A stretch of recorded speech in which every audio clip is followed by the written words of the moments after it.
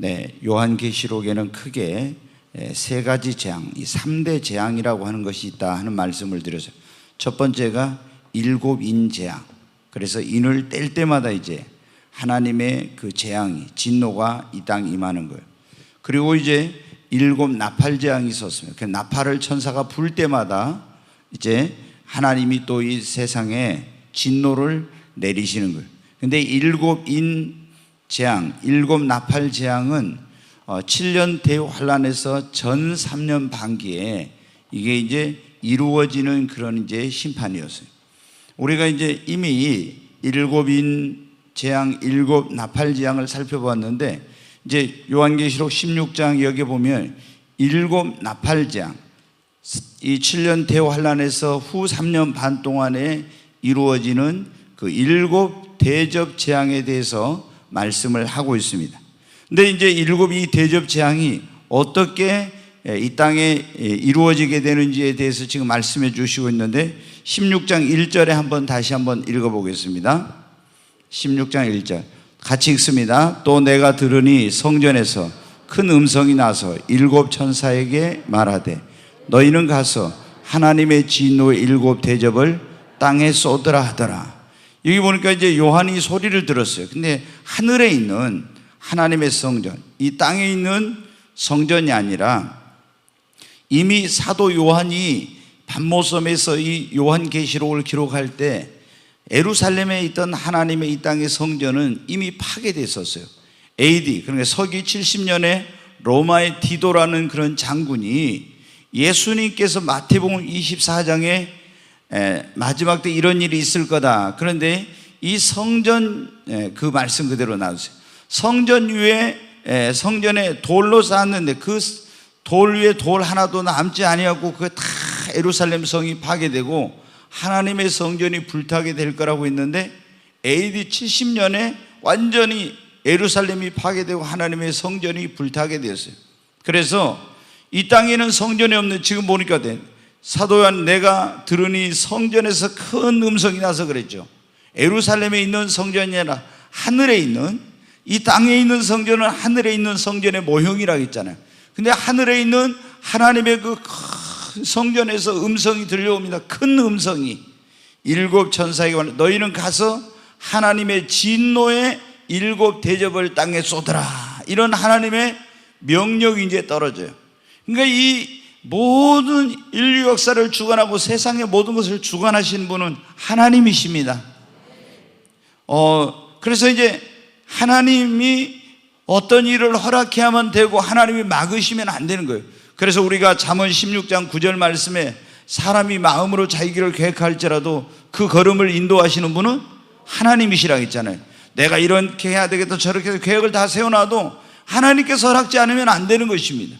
또 하나님이 다른 계획이 있으시면 나를 그 길로 인도하시는 거예요. 여러분도 오늘 이 자리에 오신 거 어때야 돼요?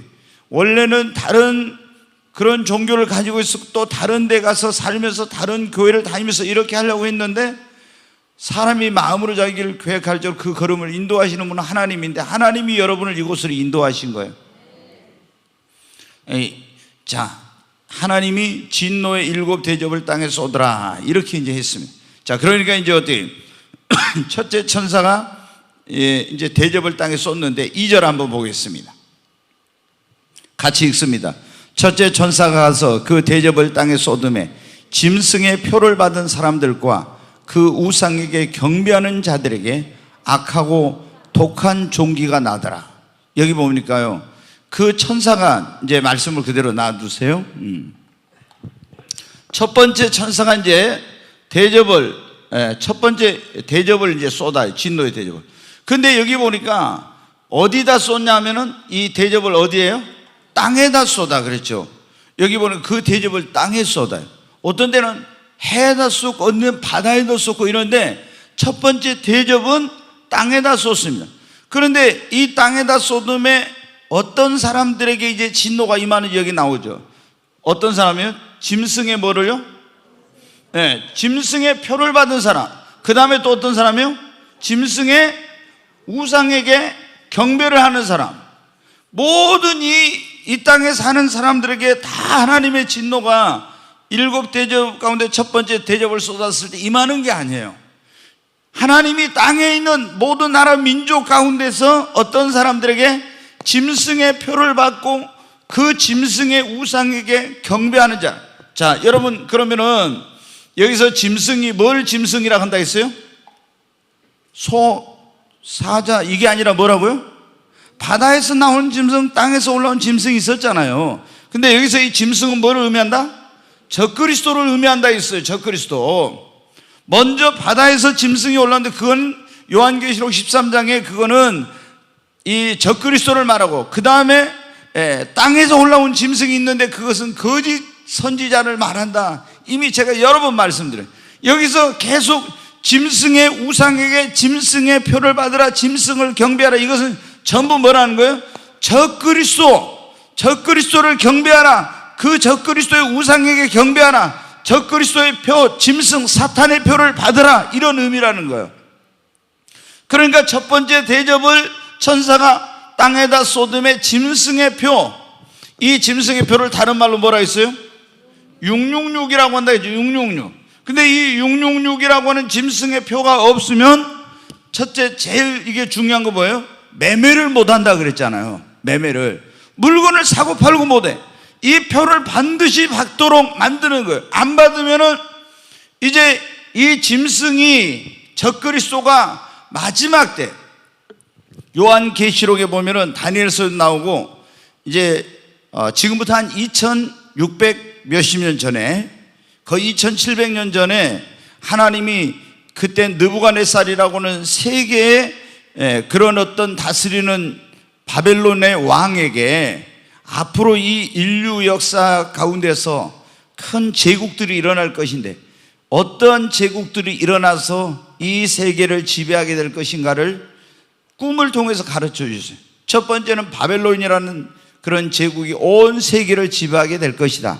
그 다음에 이 바벨론이 지나가고 나면 메데 페르시아라고는, 그런 우리가 보통 페르시아라고는 그런 나라죠. 그 나라가 일어나 세계를 지배할 것이다. 그 다음에 이제 어떤 제국이 헬라, 우리가 그리스라고도 하고, 이 알렉산더의 그 제국이 일어나서 세계를 지배할, 이미 그거 성경에 다 예언을 해 주신 거예요. 그리고 로마라는 나라가 일어나서 또 세계를 지배하게 될 것인데, 로마는 망했다가 마지막 때 다시 10나라의 연합국을 이루어서 부활을 하게 될 것이고, 거기서 한 세계를 지배하는 강력한 통치자가 나와서 이제 자기를 신이라고 하고 자기의 우상을 만들어 놓고 경배하도록 하고, 그런데 바로 이제 그 사람이 뭐냐면 이 짐승 적그리스도라는 거예요. 그런데 이 적그리스도를, 제국을 열발가락 열불로 이 표현되는 이 제국을 뜨인 돌이 내려와 가지고 그것을 쳐서 부숴버리고 큰 산을 이루는데, 이 뜨인 돌은 뭐냐? 바로 만세 반석이신 예수 그리스도. 예수님이 재림하셔서 이 세상의 제국의 역사를 끝내버리고 메시아 왕국을 이루게 된다고 하는 그것을 꿈을 통해서 보여주셨어요. 지금까지 성경에 그대로 예언한 대로 됐어요. 바벨론이 망하고 메데 페르시아가 세계를 지배하고, 메데 페르시아는 이 헬라, 그리스라는 나라에 의해서 멸망하고 그 나라가 세계를 지배하고, 또 헬라는 이어서 로마가 일어났고, 로마가 지금 망했어요. 근데 마지막 때 여러분 어떻게 돼요? 다시 로마가 열발가락 열불로 연합을 해가지고 부활한다. 그걸 지금 아는 사람들이 어떻게 해요? EU라고 하는 유럽 연합체라는 게 있죠. 그게 이 옛날 로마가 지금 부활한 거다, 이렇게 지금 보고 있어요, 성경학자들이. 그런데 거기에서 강력한 세계적인 지도자가 나와서 세계 질서를 재편하고, 이제 이런데 이 사람이 자기가 그리스도의 행세를 하다가 나중에 이제 자신의 정체를 드러내는 이런 사람인데, 이 사람이 세계를 지배하는 전략 가운데 하나가 뭐냐? 가장 큰 것이 사람들에게는 먹고 사는 문제인데, 이 짐승의 표 666이라는 것을 만들어 가지고 물건을 사고 팔고를 자기 이 표를 안 받은 사람은 못하게 하는 거예요. 그런데 이 표를 받은 사람은 어떻게 한다? 첫 번째 대접을 쏟으니까 독한 종기가 나서 그 고통과 괴로움을 어마어마하게 당하게 된다고 말씀하고 있어요. 지금 여러분 어때요? 우리가 지금 살고 있는 시대가 거의 666 시대에 지금 다 와 있어요. 우리 이제 제가 이제 오늘 또 어떤 영상을 하나 보니까 어떻게 쥐를 가지고 지금 여러분 머스크라고 해가지고 아마 테슬라 회장인가 모르겠는데 제가 정확히 좀 뭔데 이 뭐냐면은 그 사람이 뭐를 했냐면은 뇌에다가 칩을 박아가지고 이렇게 하는 그걸 지금 개발을 하고 연구를 해서 하고 있는데 가장 최신 그게 지금 뭐냐면 쥐에다 실험을 했어요. 쥐. 근데 생각도 이렇게 그리고 무슨 생각을 하고 있는지 또 어떤 생각을 하게 할지 이런 걸 막 조정을 하는 그런 지금 칩을 박아가지고 실험을 하고 있어요. 그걸 만약에 인간의 뇌에다 박게 되면 인간의 생각도 조절하고 통제할 수 있는 이런 게 되는 거예요. 그 다음에 이제 한 세 가지가 지금 제일 먼데 우리가 보통 베리칩, 마이크로칩, 나노칩이라고 하는 보통 여러분의 그 칩이 있죠. 지난번에 제가 이거 요한계시록 하면서 영상을 보여드렸는데 스웨덴이라든가 이런 굉장히 이런 그런 어떤 분야에서 아주 세계적으로 앞서가는 그런 나라에서 칩을 개발해 가지고 여기다 이제 박았잖아요. 이마에나 성경의 오른손에 그 짐승의 표를 받으면 666 표를 받으면은 바로 이제 그 사람들이 지옥에 가게 되고 또 이 뭡니까? 이렇게 하나님의 진노와 심판을 받게 된다고 했는데 제일 지금 큰 문제는 뭐냐면은 이 짐승의 표가 이거 매매 수단으로 사용되는가 안 되는가 하는 이것이 가장 중요한 거예요. 근데 여러분에게 지난번에 영상을 보여드린 것처럼 이미 이 베르칩 혹은 마이크로칩, 나노칩이라고 하는 그 칩 속에는 뭐가 들어있어요? 매매를 할 수 있는 그런 정보가 다 들어있어요. 그래서 마트나 백화점 같은 데 가가지고 어떻게 물건을 사고 계산을 할 필요 없이 스캔을 앞으로 딱 지나가면 스캔을 하면 어떻게 돼요? 자동으로 계산이 다 돼버리는 이런 시대에 됐어요. 지금 이게 편리성 때문에 많은 사람들이 점점 더 많이 받고 있어요. 스웨덴에서만 지금 한 10,000명 정도 받았다고 하는데 이 베리칩이 가장 현존하는 것 가운데서는 666에 가까운 지금 그런 상황이 있어요. 왜? 이건 매매 수단으로 지금 사용도 되고 있습니다. 원래 이 베리칩을 개발하는 사람은 또 다른 이야기도 하고 있지만 유기견이라든가 치매 환자라든가 이런 사람들이 길을 잃어버리고서 이걸 찾아오지 못하니까 이런 거를 위해서 만들었는데 지금 이게 어때요?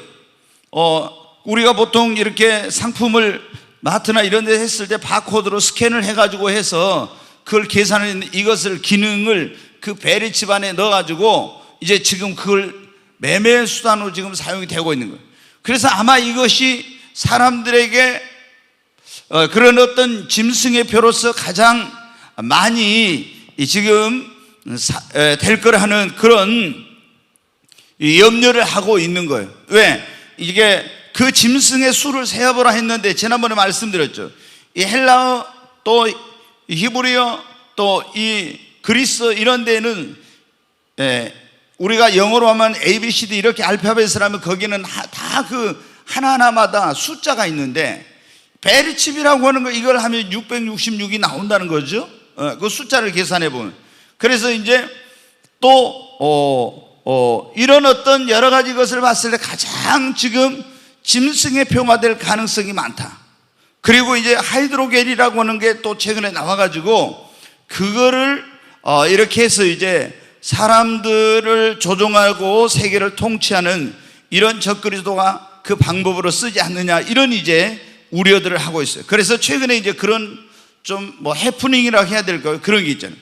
우리가 이제 지금 코로나19 백신을 우리나라에도 지금 접종을 했는데 그 코로나19 백신 안에다가 이게 뭐냐면은 거기다가 어떤 그 칩 같은 이런 것을 넣어가지고 사람들을 조정하게 된다. 어떤 이제 선교 단체의 그런 대표가 그런 주장을 해가지고 굉장히 이제 파문을 일으켰는데 물론 그것을 악용을 하면 그렇게 할 수도 있대요. 그게 과학적으로 불가능한 것은 아니에요. 그러나 만약에 어떤 동의가 없이 누군가가 그런 짓을 했다면 난리가 나는 거죠. 그러니까 지금 코로나 백신에 현재 무슨 666 칩이 들어가고 이런 것은 현재는 아닙니다. 이건 아니에요.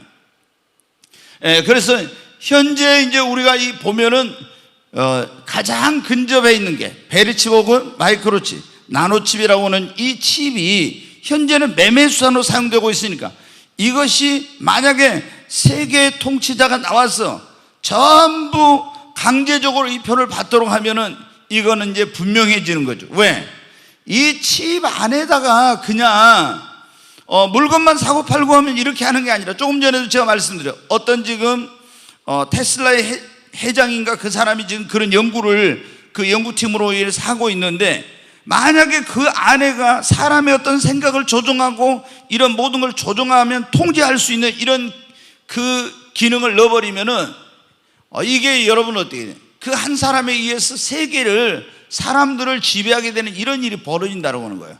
근데 아직 여기에다 그걸 넣지는 않았지만은 그럴 수도 앞으로 더 발전하면 있는 이런 상황이에요. 근데 이제 우리가 지금 시대는 어때요? 현금 없는 사회로 계속 가고 있지 않습니까? 이거는 아무도 부인할 수 없는 거예요. 그럼 현금 대신에 뭔가가 있어야 되는데 카드를 썼습니다. 지금 돈 가지고 다니는 사람 별로 없어요. 카드를 쓰잖아요. 근데 카드는 분실이라든가 여러 가지 이런 문제, 개인정보 유출 여러 가지 이런 문제가 있으니까 지금 어떻게 합니까? 이런 몸 안에 칩을 이제 삽입을 하려고 하는 이런 이제 문제들이 생겨나고 있어요. 근데 여러분이 어떻게 돼요? 우리 시대에 이런 일들이 성경적으로 보면 굉장히 일어날 가능성이 많은데, 어떤 경우에도 우리는 이 666이라고 하는 또 다른 말로 막 바꿀 수도 있지만 이 짐승의 표를, 매매수단으로 사용되는 어떤 표를 절대로 우리 몸 안에 받아서는 안 됩니다. 아멘.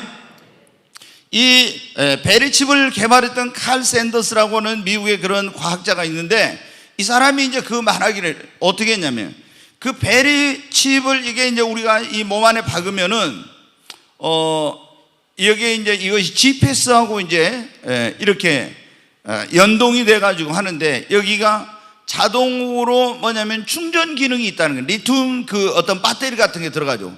근데 요게 나중에 부작용이 생겼는데 악한 그 독종 같은 종기가 생겨요. 그러니까 이것이 아주 굉장히 어떤 그런 이 의학으로 고치기 어려운 그런 이런 게 이제 만들어졌다고 하는 그런 말까지 그 개발자가 여러 번 했어요. 그래서 뭐 이제 더 다른 어떤 것이 나올지 모르지만 굉장히 우리가 주의 깊게 이 시대가 돌아가는 것을 보고, 이거 그냥 편리하니까 뭐 받으면 좋겠지 이런 식으로 생각을 하면 안 됩니다. 우리가 정말 정신을 바짝 차리고, 이게 짐승의 표를 받는 사람은 전부 지옥에 가요. 성경에 보면 어떻게 그러게 돼. 그리고 지금 조금 전에 제가 쥐 가지고 실험하는 그런 것에 대해서 들었는데 보니까 어때요? 생각을 다 조절을 해버려요. 예를 들어서 굉장히 반정부적인 그런 가진 사람이 있는데 이 사람에게 어떻게 했냐면은 그 칩을 해가지고 연동을 하면 어떤 나쁜 마음을 먹으면 통제하는 사람이 그 반대된 생각을 찬성하는 쪽으로도 바꿔버릴 수 있다는 거예요. 그러니까 세계 통치자가 이 적그리스도 짐승이 이런 유혹을 얼마나 많이 받겠어요. 근데 우리는 어떠한 경우에도 가장 중요한 기준은 그거라는 거예요. 이 표가 물건을 사고 팔고 하는데 어떤 영향을 미치는가? 그런 표는 어떠한 이유로도 여러분의 몸 안에 받아서는 안 됩니다. 아멘. 왜? 첫째, 대접을 땅에다 쏟으니까 짐승의 표, 적그리스도의 이 표 666, 이 표를 받는 자들과 적그리스도의 우상에게 경배하는 자들에게 그 악한 그 독하고 악한 종기가 나서 그들이 어마어마한 고통을 받게 한다 했죠. 그냥 이거는 그냥이 아니라 엄청난 하나님의 심판이에요, 이게. 그러니까 우리가 666표를 안 받으면은 적그리스도가 이 짐승이 물건을 사고 팔고 못하게 하니까, 아유, 물건 사고 팔고 못하면 어떻게 먹고 사냐고 이 짐승의 표를 받았다가는 대환란이 끝나기도 전에 벌써 어떻게 했나고요? 하나님이 7 대접의 심판을 내릴 때 첫 번째 대접 심판이 벌써 어떻게 돼요? 이 땅에 있는 자들, 그 짐승의 표를 받고 그 우상에 경배하는 자들에게 임하게 되는 거예요. 그러니까 여러분 어때요? 거짓 선지자 나와서 짐승의 우상을 만들어 가지고 뭐를 하게 한다겠어요? 말하게 한다겠잖아요. 네, 말하게. 옛날에는 여러분, 지금부터 2000년 전에 사도 요한이 AD 한 90년 넘어서인데, 그때 밤모섬에서 우상이 말하게 한다? 이건 도저히 상상할 수 없는 일. 근데 지금 우리가 어떤 시대입니까? 인공지능 시대에 가지고 뭐 인공지능 이거 막 말하잖아요.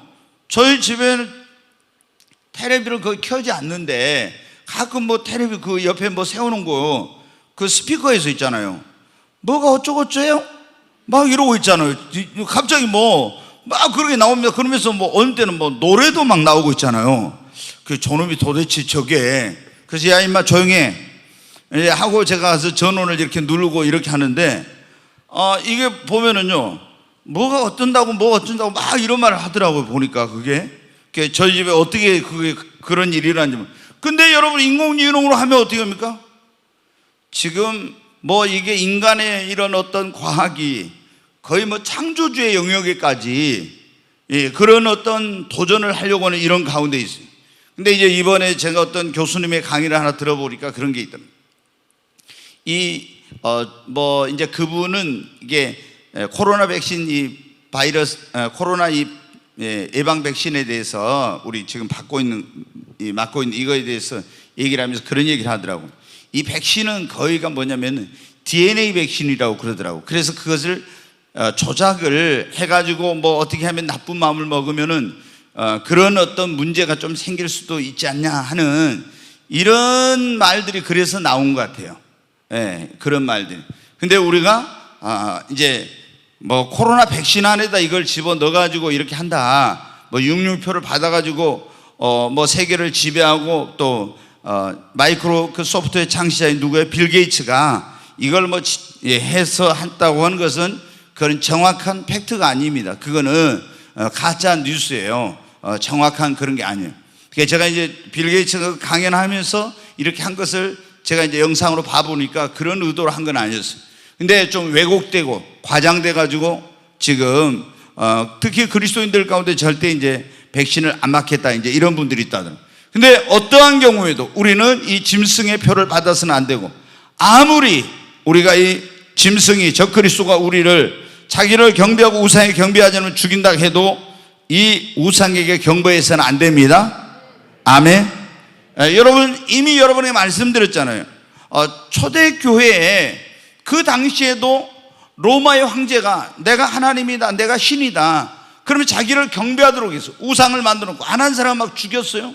그건 무서운 사람들은 경배해서. 그러면 어때? 생명책 이름이 지워지는 거예요. 천국까지 못.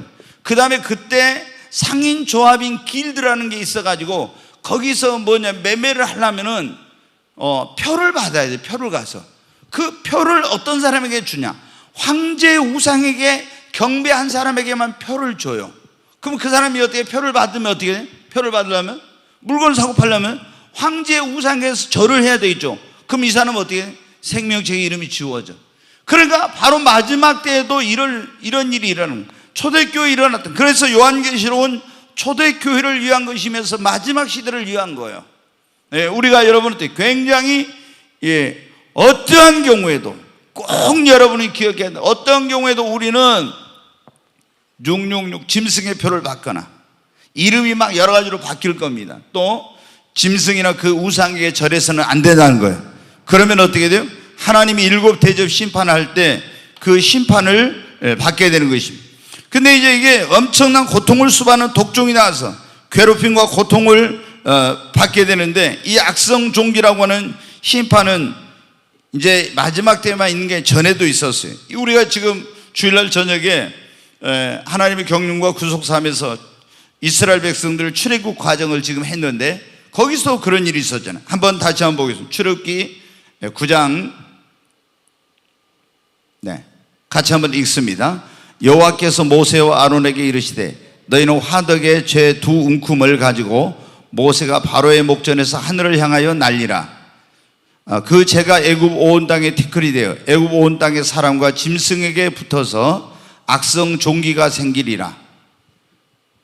그들이 화덕의 재를 가지고 바로 앞에 서서 모세가 하늘을 향하여 날리니 사람과 짐승에부터 악성 종기가 생기고 요술사들도 악성 종기로 말미암아 모세 앞에 서지 못하니 악성 종기가 요술사들로부터 애굽 모든 사람에게 생겼음이라. 여기 보면 이제 그 애굽의 10대 재앙을 내릴 때 바로의 마음이 강팍해가지고 하나님의 택한 백성을 내보내지 않으니까 하나님 뭐라 해요?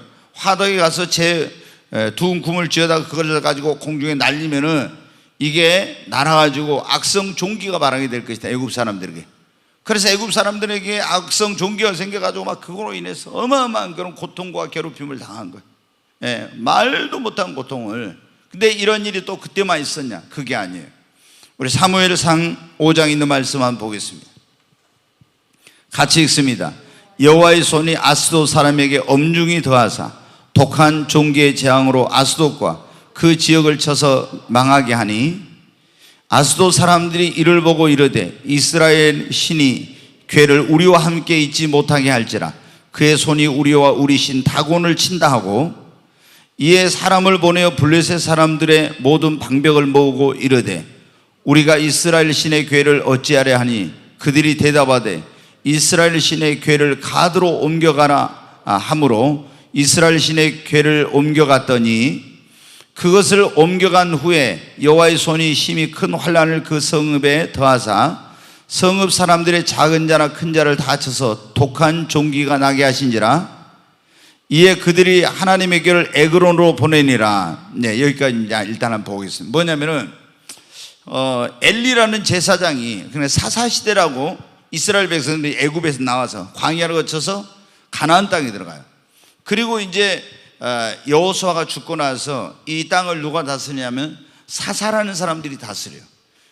근데 이제 이 엘리라고 하는 제사장 겸 사사가 있을 때 이 사람들이 하나님을 제대로 섬기지 않고 이제 이렇게 하다가 블레셋과 전쟁을 할 때 하나님의 백성이 이스라엘을 패해요. 그래서 안 되겠다, 우리가 여호와의 궤 하나님의 궤를 모시고 가자. 그러면 이제 하나님이 거기 함께 계신다니까.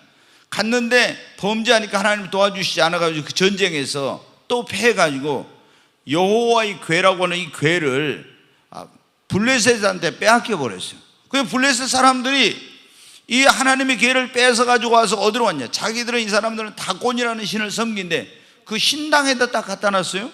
그때 신당에 다음날 제사장이 가서 보니까 팔이 날아가고 다리가 날아가고 또 목이 날아가고 막 이렇게 된 거예요. 그래서 이거를 이제 아스돗이라는 곳으로 갖고 갔는데 아스돗에 어때? 이 하나님의 궤가 들어가자마자 어때? 온 아스돗 사람들에게 독종이 나게 하는 거야. 막 어마어마한 독종이 엄청 고통을. 그래서 이 사람들이 안 되겠다, 가드로 옮겨야 되겠다 해가지고 가드로 옮겼더니 가드에 또 이 하나님의 궤가 가니까 막 하나님이 거기다 막 어마어마한 이런 독종을 나게. 어휴, 이거 큰일 났고 또 에그론 옮겼다. 그럼 막 에그론 가니까 또 그런 거예요. 그래서 이 사람들이 이제 나중에 이렇게 그 5개의 연합된 그런 나라인데 블레셋이 안 되겠다 해가지고 이 하나님이 살아계신 걸 알게 된 거죠. 그래서 이 사람들이 이제 다시 그 궤를 이스라엘 땅으로 보내는 이런 일을 하게 되는데 하나님께서 어떻게 해요? 자기들이 전쟁에 이기니까 다곤 신이 여호와 하나님보다 세다고 생각을 한 거예요. 그래가지고 다곤 신당 앞에 딱 하나님의 궤를 놔두니까 하나님이 어때요? 진노를 내려서 다곤 그 신상을 다 동강나게 하고, 그리고 어떻게 하나님이 가는 곳마다 재앙을 내려서 여호와의 어미하심과 두려우심을 알게 한 거예요. 온 세상의 신중에 계시는 하나님이요 모든 것들을 다스립니다. 이걸 이제 하나님께 보여주신 거예요.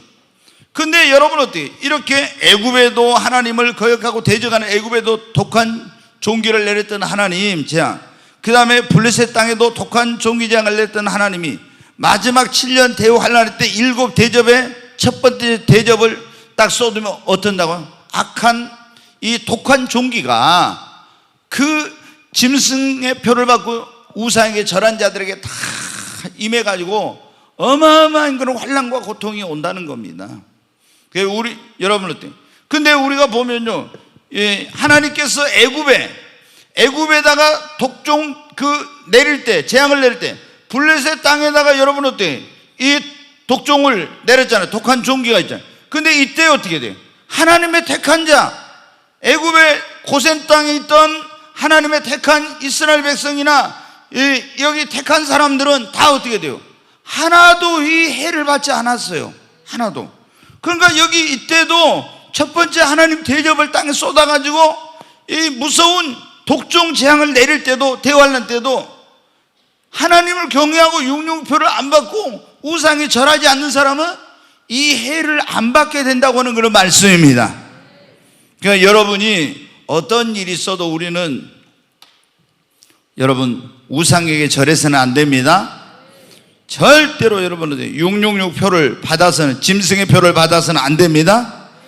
만약에 여러분 때 이 하나님께서 이 이제 재앙을 내리는데, 이 마땅히 왜 이런 재앙을 내는, 하나님을 경외하고 하나님을 섬기는 적그리스도를 신이라고 섬기고 그 우상에 절하고 짐승의 표를 받는 자는 바로 짐승, 마귀에게 속한 자가 되는 거예요. 그래서 하나님이 그런 자들에게 심판을 내리는 거예요. 그러니까 우리가 이 재앙 심판을 받지 않으면 제일 중요한 건 뭐예요? 가장 중요한 일이 첫 번째, 우리 이름이 생명체에 기록돼야 됩니다. 자, 계시록 13장 8절 말씀 한번 보겠습니다. 계시록 13장 8절. 네, 같이 한번 읽습니다. 죽임을 당한 어린 양의 생명책에 창세 이후로 이름이 기록되지 못하고 이 땅에 사는 자들은 다 그 짐승에게 경배하리라. 여기 보면 죽임을 당한 어린 양이 누구예요? 예수님을 말해요. 하나님의 어린 양, 우리를 위해서 죽임을 당한. 옛날에 제가 이제 이번에 주일날 저녁에 그런 말씀드렸지만, 유월절에 대한 말씀. 유월절은 뭐예요? 젖먹고 흠없는 양을 잡아서 좌우 문설주와 임방에다 바르고 그 안에 들어가 있으면 하나님이 천사를 보내서 이 땅을 심판할 때 그 안에 들어가 있는 사람은 멸망을 당하지 않고 구원을 받았어요. 뭐 때문에? 죽임을 당한 어린 양의 피 때문에. 근데 우리가 하나님의 무서운 진노와 심판에서 구원을 어떻게 받아요? 죽임을 당한, 애굽에서는 양이 죽었어요. 그런데 그건 예수 그리스도, 하나님의 어린 양이신 예수 그리스도에 대한 모형이요, 예표인데, 죽임을 당한 어린 양의 생명체. 여기서 죽임을 당한 어린 양은 세상 죄를 지고 가기 위해서 이 땅에 오셔서 죽임을 당하신 예수님을 말씀합니다. 그래서 죽임을 당한 어린 양의 생명책, 다시 말해서 예수님의 생명책에 이 말입니다. 네, 생명책이 무슨 책입니까? 생명책이 무슨 책이에요? 자, 또 말씀을 드려야죠. 교회 다녀도, 꿈의 교회 여러분 다녀도, 교인 명부에 꿈의 교회 다니면 어떻게 해요? 이름을 전부 다 올려놓습니다. 이제 우리가 컴퓨터로 이제 해서 다 올려놔. 그리고 직분은 어떻게, 이거 다 이제 올라가요. 근데 우리 이름이 꿈의 교회만 올라 있으면 안 돼요. 반드시 하늘나라의 어린 양의 생명책에 내 이름이 기록돼야 합니다. 왜? 요한계시록 20장 15절에 보면 그런 말, 누구든지 생명책에 이름이 기록되지 못한 사람은 어디에 던지더라? 불못에 던지고 지옥에 던진다고. 하나님의 그런 흰 보좌 앞에 심판을 가서 받을 때, 백보자 심판이라고 하는데 거기서 생명책에 내 이름이 있느냐 없느냐, 이게 중요해요. 이것이 나의 영원한 운명, 천국이냐 지옥이냐, 이걸 결정을 하는 거예요. 나 꿈의 교회 다녔는데, 여러분 꿈의 교회를 다녔지만은 생명책에 이름이 없으면은 천국 가지 못하고 지옥 가는 거예요. 반드시 우리 이름은 생명책에 기록돼야 됩니다. 여러분, 조금 전에 그 말씀 다시 한번 보세요. 죽임을 당한 어린 양의 생명책에 창세 이후로 이름이 기록되지 못하고 이 땅에 사는 자들은 다 그 짐승에게 뭐 한다고요? 경배. 이 짐승, 적그리스도에게 다 생명책에 이름이 기록되지 않은 사람은 적그리스도, 짐승에 경배하고 우상에 경배하고 육류표를 다 받아요. 왜? 여러분 보십시오. 예수님을 지금 믿는 사람들, 이렇게 여러분은 계속 이호셉 목사를 통해서 여러분 이름이 생명책에 기록돼야 됩니다. 짐승과 그 우상에 절하면 안 됩니다. 또 짐승의 표를 받으면 안 됩니다. 이런 걸 했는데, 세상의 사람들은요, 이런 말을 들을 수가 없죠. 그러니까 어떻게 돼요? 어떤 사람이 절대 정부에서 아니면 뭐라고 합니까? 여러분 다 이 표를 받으십시오. 이 표를 안 받으면 이제 한 6개월 예비 기간을 주고 그 다음부터 그 기간이 끝나면 이 표를 안 받은 사람은 이제는 거래를 할 수 없습니다. 이러면 여러분 어떻게 돼요? 예수님 안 믿는 사람 100%다 받아요. 그리고 이 짐승이 그걸 세워놓고 자기의 경배하고 우상에 절하지 않는 사람은 이 표를 받을 수 없습니다. 그러면 어떻게 돼요? 다 가서 하죠. 다 가서. 그렇지 않습니까? 일제시대 때 여러분 보세요. 일본이 신사참배를 그리스도인들에게도 강요를 했어요. 근데 주기철 목사님, 안희숙 여사, 이런 박관주 장로, 이런 분들, 이거는 우상숭배야, 이거는 일본의 왕을 하늘의 왕이라고 해가지고 신이라고 하는 건, 이거는 다른 신을 섬기지 말라고 하는 하나님의 말씀을 정면으로 위배하는 것이며 우상숭배이기 때문에 할 수 없어. 이렇게 믿음을 가진 사람은 순교해서라도 안 했어요. 그런데 교회를 다녀도 교인들 가운데, 어떤 목사들 가운데 대부분이었대요. 90% 이상이었대요. 이것은 국가 어떤 의례 행사입니다. 이거는 뭐 그 우상숭배 아닙니다. 신사참배도 상관없습니다. 다 해가지고 여러분 어떻게 돼요?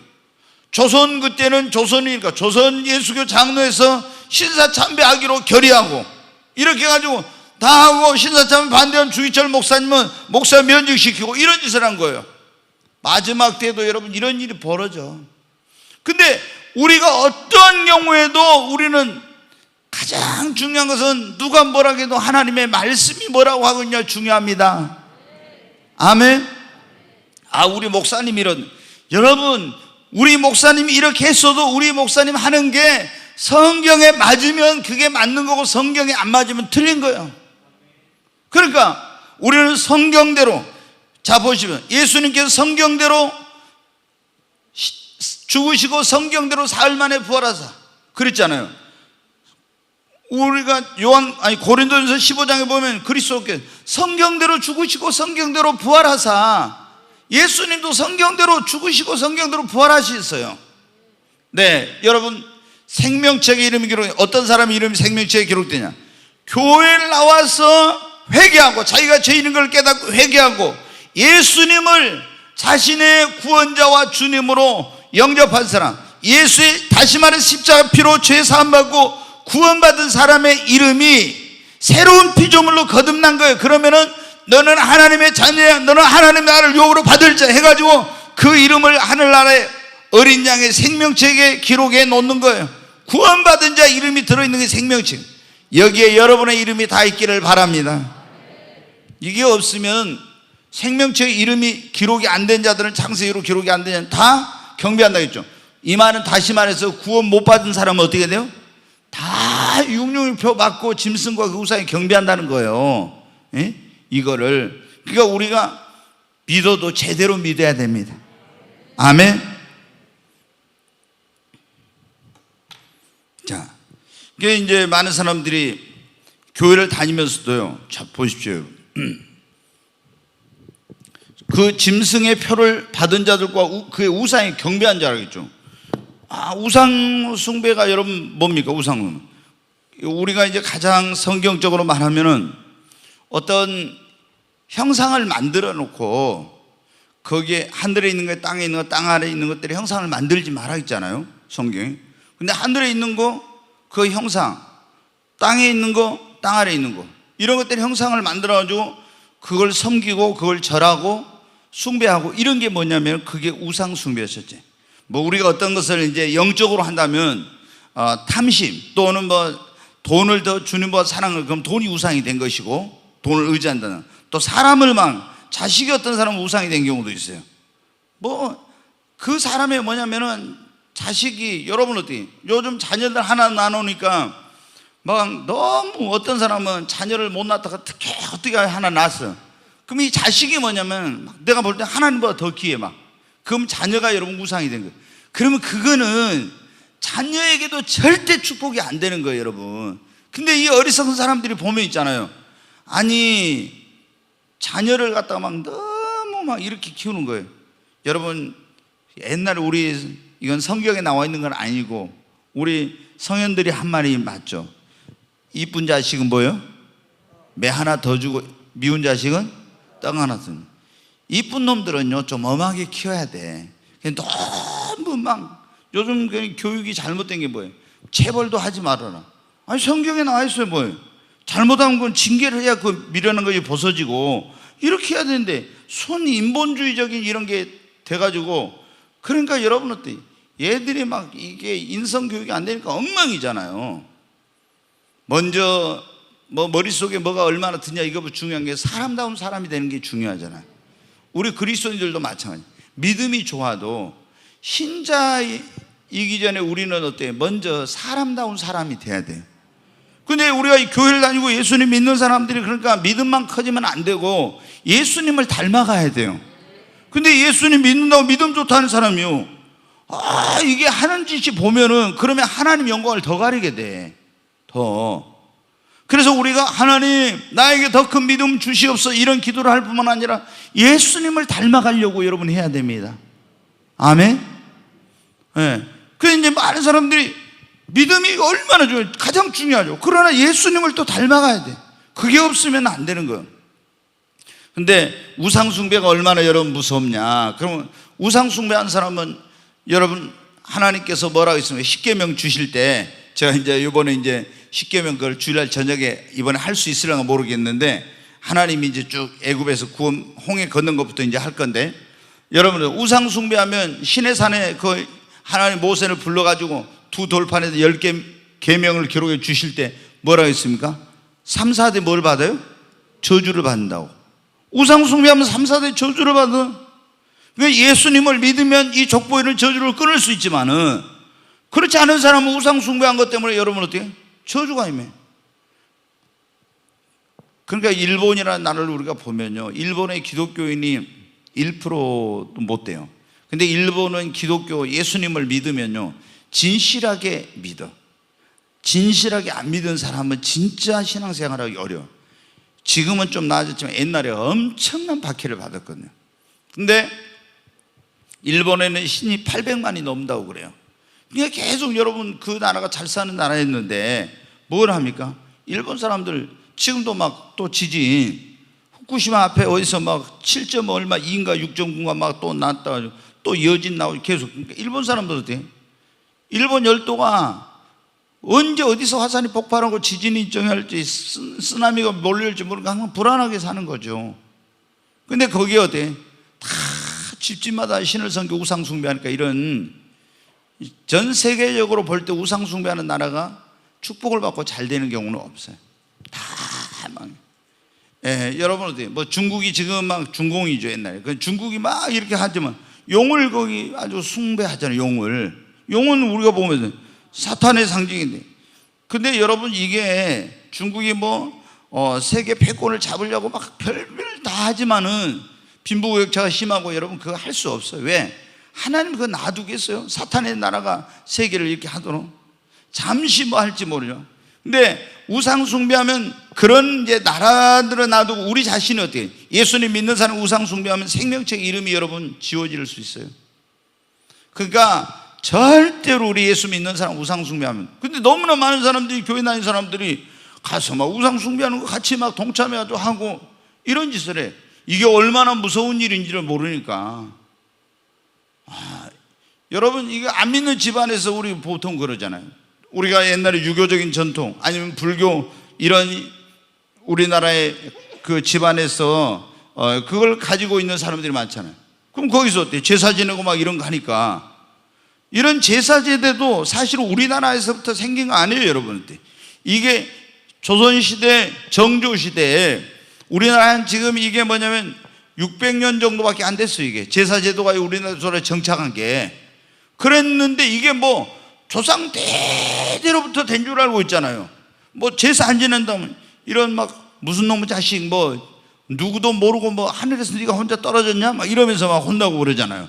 근데 절대로 우상숭배하면 안 돼. 그러면은 3, 4대가 저주를 받아. 그리고 하나님의 축복에서 끊어지고 생명책에서 이름이 여러분 지워지고, 여기서는 만약에 그 우리가 7년 대환란 시대를 지난다면 어때요? 이런 우상숭배하는 사람들에게 어때요? 첫 번째 대접을 쏟으면 악한 이 독한 종기가 그들에게 나서 얼마나 큰 고통과 어려움을 당하게 되는데, 여러분, 그리고 우리가 사람들을 이게 막 이 우상 이게 적그리스도 나타나서 거기 안 하면 막 죽인다니까 그게 무서워서 그러잖아요. 근데 그런 건 무서워하면 안 돼요. 자, 마태복음 10장 예수님께서 하신 말씀 한번 봐요. 뭐라고 하셨나? 같이 한번 읽습니다. 몸은 죽여도 영혼 능히 죽이지 못하는 자들을 두려워하지 말고 오직 몸과 영혼을 능히 지옥에 멸하실 수 있는 일을 두려워하라. 여기 보면 몸은 죽여도, 사람이 몸과 영혼이 있다고 했잖아요. 근데 어떤 사람이 막 나를 우상 숭배하지 않는다 해서 막 죽일 수 있어. 근데 내 뭐밖에 못 죽여? 몸만 죽여. 그러나 몸은 죽여도 영혼은 못 죽여. 근데 그런 사람들을 두려워하지만 오직 몸과 영혼을 어디까지? 하나님은 지옥에까지 보낼 수 있어. 몸과 영혼을 능히 지옥에까지 멸하실 수 있는 하나님을 두려워. 그래서 성경에 보면 사람을 두려우면 올무에 걸리거니와 여호와를 의지하는 자는 안전하리라. 하나님을 의지하시기 바랍니다. 예, 담대해야 되는데 믿음이 있으면 담대하고 성령 충만하면 담대하거든요.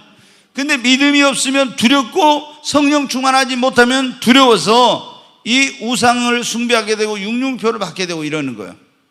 자, 우리가 왜 이제 육룡표, 이 짐승의 표를 받아서는 안 되는지 지금 쭉 나오죠. 근데 사람들이 왜 이걸 받습니까? 첫째는 무서워서, 두려워서, 굶어 죽을까봐 이제 어떻게 활동을 못하게 되니. 만약 이 표를 안 받으면 비행기도 못하, 여행도 못해, 다 이런 거 못한다면 어떻게 돼요? 막 이제 보통 일이 아니죠, 사실. 근데 그 기간은 짧은 기간이에요. 여러분, 짧은 기간. 막 10년, 20년 이런 기간이 아니고 후 3년 반 동안의 잠깐 기간이에요. 잠깐. 그러니까 여러분이 그거를 두려워해가지고 절대 표를 받고 이렇게 하면 안 돼. 그러면 영원한 지옥인데, 영원한 지옥. 그리고 지옥 가기도 전에 이 땅에서부터 여러분 하나님의 진노와 심판을 받겠는데, 우리는 하나님께서 여러분의 모든 쓸 것을 공급해 주실 걸 믿으십시오. 아멘. 이제 제가 주일날 저녁에 이제 하면 나오겠지만 이스라엘 백성들이 광야를 갈 때 아무것도 먹을 것이 없었어요. 근데 매일 하늘에서 뭐를 내려주셨어요? 만나라는 양식을 내려주셨어요. 만나. 아무것도 없는데 매일 새벽마다 만나를 내려줘 40년 동안 굶어 죽지 않고 살았어요. 여러분 어때요? 우리가 잘 알잖아요. 엘리사가 그리 시내가에 가서 이 아방이 죽이려고 할 때 거기 숨어 있는데 하나님이 매일 끼니 때마다 누구를 통해서 보내줬어요? 까마귀를 통해서 또 먹을 걸 보내줬네. 그 다음에 그 사르밧 과부의 통에 이게 가루 한 움큼밖에 없었는데 그걸 엘리야가 나한테 음식을 만들어 주라는데 그걸 다 떨어질 줄 알았는데 거기서 어떻게 3년 6개월 동안 가뭄이 다 끝날 때까지 그 통에 가루가 떨어지지 아니했어요. 하나님은 살아계신 하나님이십니다.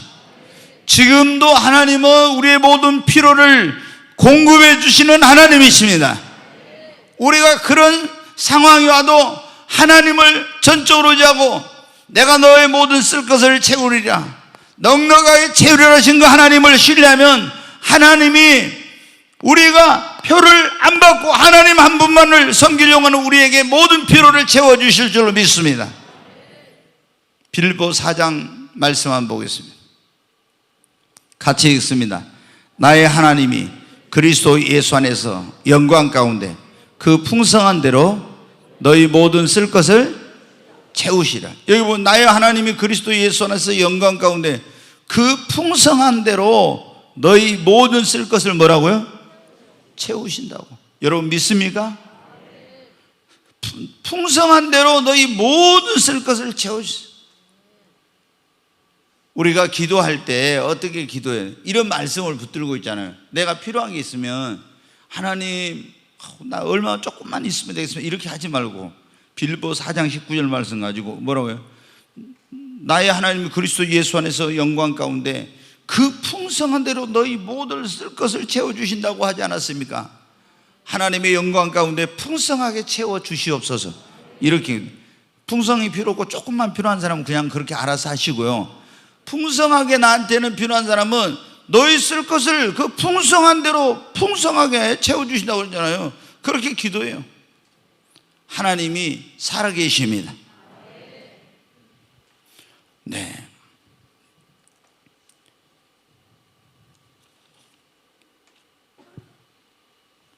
그래요. 시간이 많이 갔는데 둘째 대접까지 가겠습니다. 둘째 대접. 첫 번째 대접 끝나 둘째. 자, 요한계시록 16장 3절 말씀. 계시록 16장 3절 같이 읽겠습니다. 둘째 천사가 그 대접을 바다에 쏟으매 바다가 곧 죽은 자의 피같이 되니 바다 가운데 모든 생물이 죽더라. 여기 보니까 둘째 천사가 그 진노의 대접을 어디다 쏟았어요? 바다에. 첫 번째는 어디다 쏟았어요? 땅에다 쏟았는데 첫 번째는, 두 번째는 바다에 쏟았어요. 그러니까 바다가 곧 죽은 자의 피같이 되는, 전 바다가 이제 피같이 되어버린 거예요. 그리고 바다 가운데 있는 모든 생물이 어떻게 돼요? 다 죽어버려. 다 죽어버려.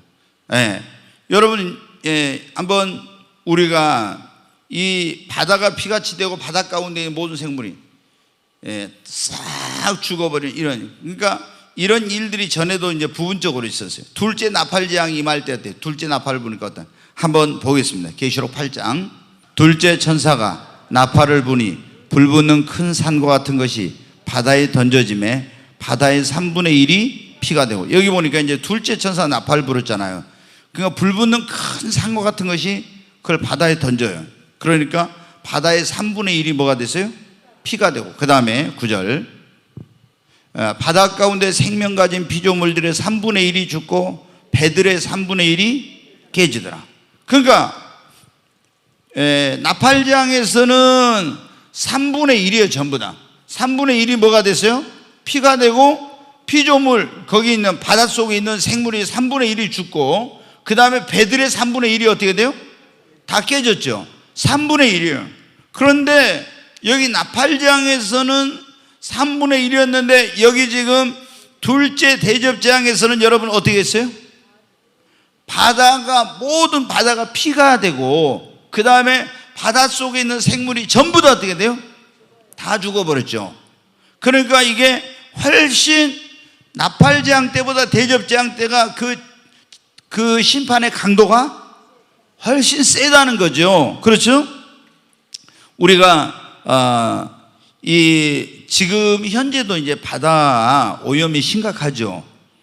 뭐 지난번에 어디 뭐 통영입니까? 어디서 어마어마한 이제 물고기가 많이 죽었다고 그러는데, 몇 년 전에 여러분 어떻게 일본에서 그 후쿠시마 원전이 그때 쓰나미로 인해 가지고 완전히 그냥 이렇게 잠기고 막 난리 나가지고 그때 어떻게 했어요?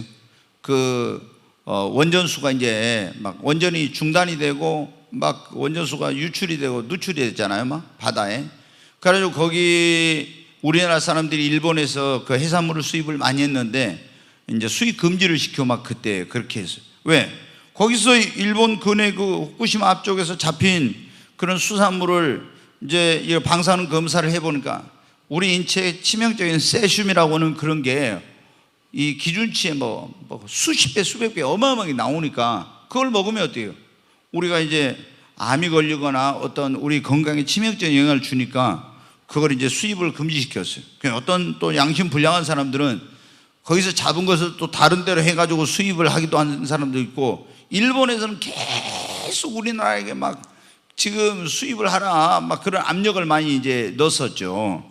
그런데 뭐 지금 일본에서 수입하는 그런 어떤 걸 안 먹은다 해도 전 세계 여러 바다에서 잡히는 그런 많은 물고기가 있으니까 생선을 그걸 뭐 홍어 보면 칠레산 많더라고요. 흑산도 홍어가 제일 맛있긴 하죠. 그 다음에 뭐 고등어 뭐 등등 해가지고 막 여러 곳에서 많이 잡혀오죠. 근데 여러분 어때요? 지금은 어떤 데가 오염이 돼 있고 어떤 데서는 막 이 물고기들이 떼죽음을 당하고 해도 전 세계 바다가 그렇게 오염되고 이렇게 된 건 아니잖아요. 근데 이 둘째 대접 재앙을 쏟을 때는 어떻게 한다고요? 전 세계 모든 바다가 다 피가 되고 모든 바닷속에 있는 이 생물이 다 죽어. 그럼 여러분 어때요? 한번 그런 상상을 해보셨습니까? 아니 여기 목포 앞바다 이런 데 가니까 막 어디 여기저기 할 거 없이 모든 데 다 물고기가 그냥 일부분만 준 게 아니라 다 죽어가지고 떠버렸어요. 어떻게 되겠는가?